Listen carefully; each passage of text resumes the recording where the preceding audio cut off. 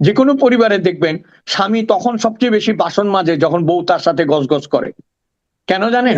তাতে সে দেখালো যে কাজ করতেছে, আর বাসনের শব্দ শুনলে ওই কথাগুলি আর শোনা যায় না যা যা বলতেছে, বুঝছেন? তাহলে জি। আচ্ছা, বাসন আমরা মাজার আমরা প্রক্রিয়ায় আমরা বন্ধ। আমরা ধরে নিচ্ছি যে আমাদের যে এই রাজনৈতিক ডামাডোল অথবা মানুষের দুঃখ কষ্ট অথবা আপনার সংকট থেকে উত্তরণের কোনো পথ দেখতে না পেয়ে আমরা হয়তো এক ধরনের সুযোগ খুঁজি যে ওখানে কিছুক্ষণ সময় অন্তত পক্ষে আমরা এর বাইরে থাকতে পারবো। এটা হতে পারে আপনার এই ব্যাখ্যাটা, আমি মনে করি মনস্তত্ত্ব হিসেবে হতে পারে। তো আমরা কিন্তু তার বিপরীতে দেখছিটা কি, আসলেও কিন্তু সোসাইটিতে যা চলছে আমরা দেখছি। আমরা যদি রাজনৈতিক কর্মকাণ্ডের কেন্দ্র হিসাবে যদি আমাদের পার্লামেন্টকে ধরি, জাতীয় সংসদকে ধরি, জাতীয় সংসদের এখন দ্বিতীয় অধিবেশন চলছে এই সরকারের, এবং এখানে আমরা এখানে বাজেট প্রস্তাব করা হয়েছে, বাজেট নিয়ে আলোচনা হচ্ছে। কিন্তু গত যে কয়েকদিন হয়ে গেল, 4-5 দিন তো আমি দেখলামই, 6 দিনের মতো হয়ে গেল, এর মধ্যে বাজেট নিয়ে খুব চুলচেরা এবং খুবই আপনার বুদ্ধিবৃত্তিক কোনো আলোচনা কিন্তু আমি আসলে সেভাবে দেখলাম না। এবং বরঞ্চ দেখলাম যে এক একজন এক এক ভাবে কথা বলছেন। জামাতের একজন এমপি বলার চেষ্টা করছেন যে তার ফ্যামিলিতে কতজন মুক্তিযোদ্ধা, ওনার বাবা দাদা সবাই মুক্তিযুদ্ধে শহীদ হয়েছেন। আমার না এই জায়গাটাতে একটু, আমি আরো কয়েকটা পয়েন্ট বলবো, আমি এই প্রসঙ্গটা একটু আগে বলিনি। যে জামাতের লোকজন, উনি তো জামাতই করেন, উনি তো ওনাদের দল তো মুক্তিযুদ্ধকে বিরোধিতাই করেছে। ওনারা কেন উনাদের পরিবার লোকজন মুক্তিযুদ্ধ করেছেন এবং ওনারা মুক্তিযুদ্ধ পরিবারের লোক, এটা বলার মাধ্যমে ওনারা আসলে কি প্রমাণ করতে চান? খুবই ভালো একটা বিষয় আপনি তুলেছেন। আমি আপনাকে একটা কথা বলি। আপনার মনে আছে যে বাংলাদেশে একটি টক শো ভাইরাল হয়েছিল শেখ হাসিনার পতনের আগে, যেটিতে বিচারপতি মানিক, এখন যিনি কারাগারে আছেন, তার সাথে এক ভদ্রমহিলা, একজন হ্যাঁ, ভদ্রমহিলার তর্ক হচ্ছিল। আমি তার নামটা বলতে চাই না। তো ভদ্রমহিলা যখন বিচারপতি মানিক যখন খেপে গেলেন এবং তিনি যখন বললেন যে রাজাকারের মতো কথা বলছো কেন, এরকম যখন বললেন, তখন ওই মহিলা কিন্তু তারস্বরে চিৎকার করতে করতে বলছিল, আমি একটি মুক্তিযোদ্ধা পরিবারের সন্তান। হ্যাঁ, দেখেন বাক্যটাই ভুল, কিন্তু আমি একটি মুক্তিযোদ্ধা পরিবারের সন্তান, রাইট? ভুল বাক্যে সে তারস্বরে এটা বলছিল কেন? সে মুক্তিযুদ্ধের পক্ষে দাঁড়াতে চাচ্ছিল, মুক্তিযুদ্ধের বিরুদ্ধে যেতে চাচ্ছিল না। কিন্তু তার আগে পর্যন্ত যে প্রশ্নগুলো এবং যেভাবে আক্রমণ করা হচ্ছিল, তাতে কিন্তু ক্রমাগতভাবে সে বিচারপতিকে উস্কে দিচ্ছিল। আমি কে ভালো কে মন্দ ওই বিচারে যাচ্ছি না। আমি যে কথাটা বলতে চাচ্ছি আপনাকে, আপনি যেটা বললেন যে সংসদে বাজেট নিয়ে যে আলাপ হবার কথা, যে আলাপ আমাদেরকে ঋদ্ধ করার কথা, সেদিনও কোথায় যেন আলাপ করছিলাম যে উদ্বৃত্ত বাজেট এবং ঘাটতি বাজেট। তো এটা তো একটা স্বাভাবিক ব্যাপার। আপনার কাছে 20 টাকা আছে, আপনার বাজেট যদি 16 টাকার হয়, 4 টাকা উদ্বৃত্ত আছে, আপনি ওটা কোথায় লাগাবেন চিন্তা করতে পারবেন। আর আপনার বাজেট যদি 20 টাকার হয়, আর আপনার আছে যদি 15 টাকা, 5 টাকা কোত্থেকে জোগাড় করবেন এই চিন্তাতেই তো আপনার দিন চলে যাবে, তাই না? ওই 5 টাকা কোথার থেকে আসবে? এখন এরকম একটা ঘাটতি বাজেট, ওই যে আরেকটা কথা আছে না, একটা উন্নয়নমুখী বাজেট, আরেকটা যেন কি, তো উন্নয়নমুখী বাজেট কোথায়? এটা তো ওই যে চলমান যে খরচের বাজেট, ওইটা জোগাড় করতে করতেই তো শেষ। এই কথাগুলো কিন্তু আলাপ হয় না। আলাপ হয় নাই কেন শিক্ষা খাতে ব্যয় কম, আলাপ হয় নাই কেন সংস্কৃতির পুনর্জাগরণ হচ্ছে না, আলাপ হয় নাই কেন প্রবাসীদের জন্য কাট করা হলো। আশ্চর্যের বিষয় কি জানেন? গ্রিস, তারপর আরো কোন কোন দেশ জানি দেখলাম, এগুলিতে কর্মসংস্থানের জন্য আবার উদ্যোগ নেওয়া হবে, মালয়েশিয়া, সংযুক্ত আরব আরব আমিরাত, কাতার, এসব দেশে। কিন্তু বাজেট কাট করা হয়েছে। তাহলে বাজেট কাট করা এবং প্রক্রিয়ায় আবার উদ্যোগ নেওয়া, দুইটা কিন্তু সাংঘর্ষিক হয়ে যাচ্ছে। এই বিষয়গুলি আলাপ হয়নি। এবং এই যে প্রবাসীরা আমরা যারা টাকা পাঠাই, প্রণোদনা কিন্তু আগে যা ছিল তাই আছে। তো আগে যা ছিল তাই দেওয়া মানে তো আর অ্যাডভান্স হওয়া না। আর যদি 1% বাড়তো তাহলে অ্যাডভান্স হতে পারতাম। তো এই বিষয়গুলো আলোচনা হয়নি। উল্টা দেখেন, আপনি যেটা বললেন খুব মর্মান্তিক, এটা বলছে যে তার পিতা 71 সালে শহীদ হয়েছেন। এখন শহীদের জন্য শ্রদ্ধা জানাইতে গিয়ে আপনি যদি দাঁড়াইতে চান, আপনার তো সাথে সাথে বসে পড়তে হবে, কারণ এই লোকের জন্ম হয়েছে 81 সালে। ঠিক আছে? তো আপনি এই যে বসছেন, এটা কিন্তু আপনি ইচ্ছে করে বসেন না, মাথা ঘুরিয়ে পড়ে গেছেন। কারণ 71 সালে বাপ মারা গেছে, 81 সালে পোলার জন্ম হয়েছে, আপনি এটা মিলাবেন কেমনে? বুঝছেন? এখন আবার বলতেছে, এখন আবার বলতেছে যে না না আমার ভুল হয়ে গেছে, আমি দেখলাম এটা আজকে, যে তার ভুল হয়ে গেছে, তার পিতা নয়, তার দাদাও নয়, দাদার ভাই মুক্তিযুদ্ধে শহীদ হয়েছে। এখন তাকে আপনি দোষারোপ করবেন কি করে? আমির সাহেব নিজেও বলেছেন তিনি মুক্তিযোদ্ধা পরিবারের সন্তান, মনে আছে না? রাইট, মনে আছে। হ্যাঁ, মনে ডাক্তার আছে। সাহেব নিজেই বলেছেন যে তিনি আমি পরিবারের সন্তান। এবং আপনি একটা জিনিস খেয়াল করবেন মাসুদ ভাই, this is a very positive, this is very very positive. আমি মনে করি যখনই দেয়ালে পিঠ থেকে যাচ্ছে, যখনই সে নিজেকে আক্রান্ত মনে করছে, যখনই সে ইতিহাসের কাছে পরাজিত হচ্ছে, যখনই সে জনসাধারণের চোখে হেয় হচ্ছে, যখনই সে সামাজিকভাবে কলুষিত হচ্ছে, তখনই সে মুক্তিযুদ্ধের আশ্রয় নিচ্ছে। দেখেন, যে সমাজে 32 নম্বর ভেঙে ফেলা হয়েছে, ভাই মুক্তিযুদ্ধ মানো, বঙ্গবন্ধু মানো না, ইয়ার কি করো না? মুক্তিযুদ্ধ জীবনে সংগঠিত হতে যদি বঙ্গবন্ধু না থাকতো, হ্যাঁ, আপনার 169টা সিট পেয়েছিল 1970 সালে নির্বাচনে। পিডিপি নুরুল আমিন খানে সবুর, আরেকজন বোধহয় পাহাড়ের একজন, এই তিনজন ছাড়া প্রত্যেকটা সিট 167টা বোধহয় জিতেছিল আওয়ামী লীগ। সেই লোককে রাইট। তুমি মানতে পারো না? তার বাড়ি তুমি ভেঙে দাও, যিনি জাতির জনক হিসেবে সুপ্রতিষ্ঠিত। তুমি কি বলে জাতীয় চার নেতাকে মানো না? তুমি মুক্তিযোদ্ধার গলায় জুতোর মালা দিয়ে এলাকায় ঘুরিয়েছো। তারপর তোমার রাজনীতি হচ্ছে মুক্তিযুদ্ধকে দুই কুকুরের লড়াই বলা, ভারত বনাম পাকিস্তানের লড়াই বলা, এগুলি বলা। এখন তুমি বলছো যে আমার পরিবারে মুক্তিযোদ্ধা ছিল। আমার কি মনে হয় জানেন, ইতিহাসে এটা হচ্ছে চূড়ান্ত শিক্ষা।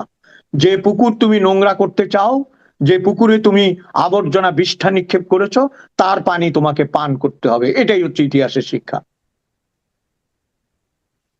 জি, এটা আমি নিজেও, এটা আপনি যে কথাটা বললেন যে আসলে সবাই যখন নাকি বিপাকে পড়ে যায়, এই যে অনেক লোককে দেখবেন কিন্তু আপনার যে মানে কাউকে মানি না, বাবা মাকে মানি না, এবং ঈশ্বরকে মানি না, সৃষ্টিকর্তাকে মানি না, দেখবেন খুব বিপ্লবী কিন্তু, কিন্তু যখন বিপদে পড়ে যায় তখন তারা কিন্তু সেই সৃষ্টিকর্তার কাছে আল্লাহ বাঁচাও, মা বাঁচাও।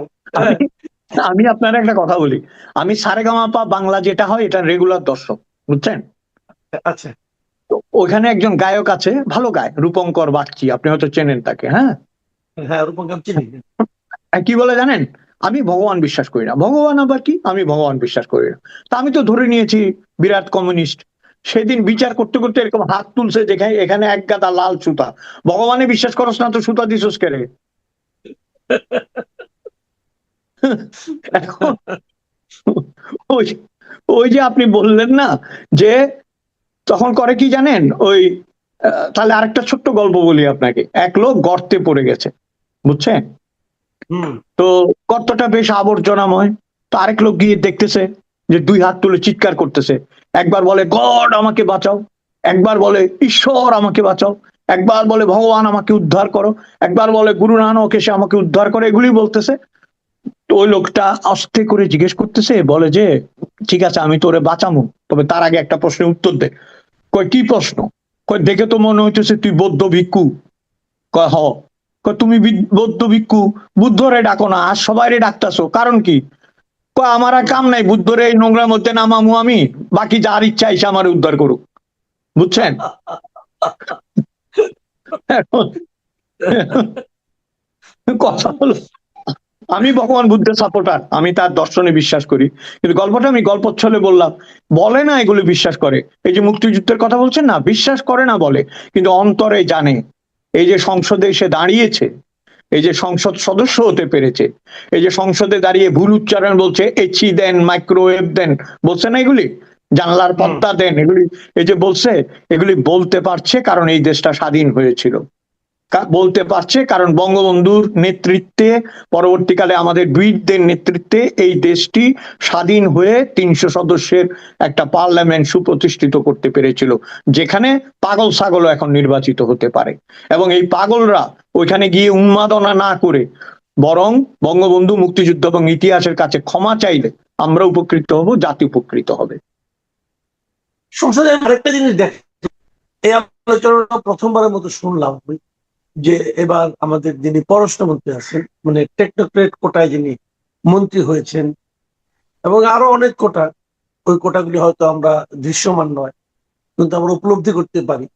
যাই হোক, এই কোটায় মন্ত্রী ডক্টর খলিলুর রহমান, উনি দেখলাম বেশ জোরালো ভাবে বলার চেষ্টা করলেন, বললেনও যে যুক্তরাষ্ট্রের সঙ্গে যে বাণিজ্য চুক্তি হয়েছে তাতে নাকি আমাদের দেশের অর্থনীতি অনেক শক্ত ভিত্তির উপর দাঁড়াতে পারে। তো এটা আপনি কি ফলো করেছেন কিনা? আচ্ছা, প্রথম কথা হচ্ছে আপনার বৃক্ষ তোমার নাম কি ফলে পরিচয়, তাই না? আম দেয় বলে আম গাছ, জাম দেয় বলে জাম গাছ, কলা দেয় বলে কলা গাছ। তো আমেরিকার সাথে বাণিজ্য চুক্তি করে সফল হয়েছে এইরকম 3টা দেশের নাম ওনাকে বলতে বলেন। বেশি না, 3টা। যে আমেরিকার সাথে নিঃশর্ত চুক্তি করে এ পর্যন্ত কামিয়াব হয়েছে এইরকম 3টা দেশের নাম বলতে হবে। আমি আপনাকে একটা কথা বলি প্রসঙ্গক্রমে, ভারতীয় নারীরা চিরজীবনী সুন্দর। সুন্দরের প্রতীক হচ্ছে সীতা, সুন্দরের প্রতীক হচ্ছে রাবণের রানী মন্দোদরী, আপনার নার্গিস থেকে আরম্ভ করে সিনেমা অ্যাক্ট্রেস বৈজয়ন্তীমালা, কার নাম বলবো আমি, অসাধারণ সুন্দরী ছিল। কিন্তু আপনি কখনো এদেরকে বিশ্ব সুন্দরী হতে দেখেছেন বা কেউ ডিক্লেয়ার করেছে? যখন থেকে বিশ্ব সুন্দরী হয় ভারতের নায়িকাদের, সুচিত্রা সেনদের, হয়নি। কখন হয়েছে? যখন আমেরিকার চোখ পড়েছে। খেয়াল করবেন, আমেরিকা যখন দেখেছে যে ভারতের 30 থেকে 35 মধ্যবিত্তের একটা বাজার গড়ে উঠেছে এবং এই বাজারে যদি একটা মুখের পাউডার ঢুকাইতে পারি, একটা ক্রিম ঢুকাইতে পারি, তাহলে 35 কোটি লোক কিনবে।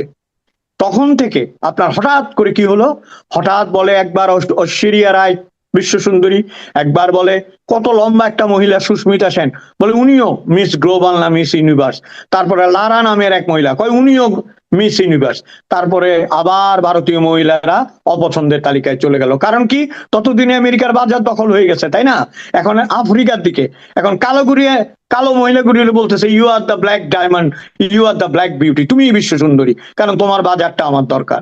তো আমেরিকার সাথে যারা চুক্তি করে, হ্যাঁ, তাদের একটা কথা মনে রাখতে হবে, আমেরিকার সাথে চুক্তি না করলে আপনি ধীরে ধীরে মারা যাবেন। যেমন কিউবা, নর্থ কোরিয়া চেষ্টা করছে, মারা যায়নি কেউ, আমি সরি, কিন্তু ধীরে ধীরে আপনি মারা যাবেন।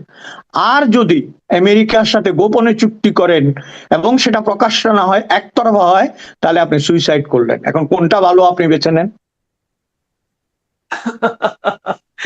আপনার অপশনের দুইটাই তো মৃত্যু অবধারিত। একটা তো আপনার শুনেন, আমাদের ডায়াবেটিস আছে, ডাক্তার সবসময় বলে একটু সুগার আপ থাকা ভালো, কারণ ডাউন থাকলে ধুম কইরা পড়বা, মারা যাবা। এইটা ভালো না আমি ধীরে ধীরে মৃত্যুর দিকে যাচ্ছি, এইটা ভালো? বলেন আপনি। না, আমরা আলোচনার একদম মানে শেষ পর্যায়ে চলে এসেছি। একটু ছোট করে যদি বলতেন, একটা নতুন ঘটনা ঘটেছে আমাদের দেশের জন্য, সেটা হলো যে বেনজির আহমেদ এক সময়কার প্রবল ক্ষমতাধর আইজিপি ছিলেন, আমাদের র্যাবের প্রধান ছিলেন। সেই বেনজির আহমেদ দুবাই পুলিশের কাছে গ্রেপ্তার হয়েছে এবং আমাদের সরকার চেষ্টা করছেন, আমাদের স্বরাষ্ট্রমন্ত্রী সংসদে এটাকে বেশ ফলাও করে প্রচার করলেন, সাফল্য হিসেবে বললেন। তো এখন এই ব্যাপারটাতে নিয়ে আপনার মন্তব্যটা কি, আপনার কি প্রত্যাশা? দেখুন, এটা খুবই স্পর্শকাতর একটা বিষয়, কিন্তু প্রশ্ন হচ্ছে অপরাধী তিনি যেই হন এবং তিনি আমাদের দেশের মানুষ, সম্পদ বা অন্যান্য বিষয়ের বিরুদ্ধে যদি অপকর্ম করে থাকেন, পৃথিবীর যে প্রান্তে থাকুন না কেন, তাদের বিচার হতে হবে। কারণ আপনি যদি ইয়েতে আসতে চান একটা এবং আমি আরেকটা কথা এখানে বলে রাখি, কারণ এখানে অনেক আওয়ামী বন্ধুরা এটা দেখেন এবং আওয়ামী লীগের সমর্থকরা, হাজার হাজার সমর্থক অনলাইনে অনেক শক্তিশালী, তাদের একটা জিনিস ভুল বোঝার কোনো অবকাশ নেই যে বেনজির বা এই ধরনের আরো যারা যারা ভিকটিম বা সরি ভিকটিম নয়, যারা আমি বলবো যে দুষ্কৃতী বলে চিহ্নিত করা হয়েছে, যাদের বিরুদ্ধে অভিযোগ আছে, তাদের বিচার হওয়া আর আপনাদের রাজনীতির বিচার হওয়া কিন্তু ভিন্ন বিষয়। আমরা বলতে চাচ্ছি যেই অপরাধী তিনি যত বড় হন না কেন, তার কিন্তু বিচার হতে হবে এবং এই বিচার কিন্তু আওয়ামী লীগ যদি করতো তার আমলে আমরা নিশ্চয় সমর্থন করতাম, আজকে কেন আমরা বিরোধিতা করব? এখন প্রশ্ন হচ্ছে দেশে একটা বিষয় বজায় রাখা প্রয়োজন, সেটা হচ্ছে বেঁচে থাকার অধিকার এবং আইন ও বিচার পাওয়ার অধিকার। এই দুইটার পরে যে পালিয়ে থাকে তাকে কিন্তু আমরা কোনোভাবেই সমর্থন করতে পারবো না। কিন্তু যদি এই দুইটা বিষয়, যেমন ধরেন অনেক সাংবাদিক এখন আছেন কারাগারে, যাদের কোনো কেস চলছে কিনা কেউ জানে না এবং তাদের কোনো জামিনও নেই, মুক্তিও নেই, এই বিষয়গুলো সমর্থন করব না। কিন্তু বড় বড় অপরাধী যারা, যাদের নাম আপনি বলছেন সেরকম যারা বড় বড় অপরাধী তাদের আসলে বিচার হওয়াটা প্রয়োজন। আমি ঠিক জানি না সংসদে কি বলা হয়েছে, কিন্তু পৃথিবীর যে প্রান্তেই থাকুক না কেন, পৃথিবীর ইতিহাস বলে কোনো অপরাধী কখনো পালিয়ে বাঁচতে পারে না। এটাই হচ্ছে পৃথিবীর ইতিহাসের শিক্ষা। জি, অনেক ধন্যবাদ জনাব অজয় দাশগুপ্ত। প্রিয় দর্শক, আপনারা শুনলেন অজয় দাশগুপ্তের বিশ্লেষণ। বিভিন্ন বিষয়ে উনি বলেন, খোলামেলাই বলেন উনি। আমরাও পছন্দ করি, আমাদের দর্শকরা ওনাকে খুবই পছন্দ করেন। আমরা আশা করবো আগামীতেও ওনাকে আমরা পাবো। আপনি ভালো থাকবেন, সুস্থ থাকবেন। এখন এই পর্যন্ত। ধন্যবাদ। আল্লাহ হাফেজ।